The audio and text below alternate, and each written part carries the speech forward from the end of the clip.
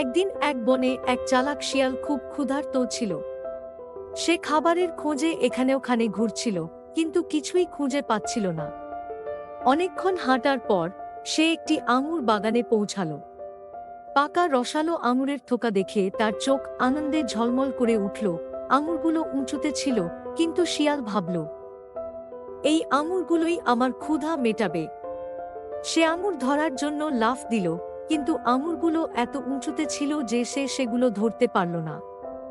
শিয়াল বারবার লাফ দিল, প্রতিবার আগের থেকে আরও উঁচুতে, কিন্তু তবুও আঙুর পায়নি। অবশেষে ক্লান্ত হয়ে সে বসে পড়ল, কিন্তু সে হাল ছাড়তে রাজি ছিল না।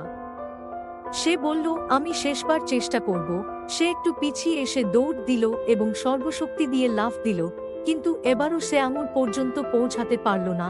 অবশেষে হতাশ হয়ে শিয়াল উঠে দাঁড়াল।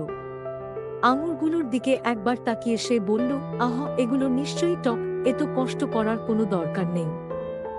এই কথা বলে সে আঙুরগুলো ফেলে রেখে চলে গেল। বনের পথে হাঁটতে হাঁটতে শিয়াল দেখালো যে সে কিছুতেই পাত্তা দিচ্ছে না, কিন্তু আঙুরগুলো খেতে পায়নি বলে ভেতরে ভেতরে সে খুবই ক্ষুধার্ত এবং বিরক্ত ছিল।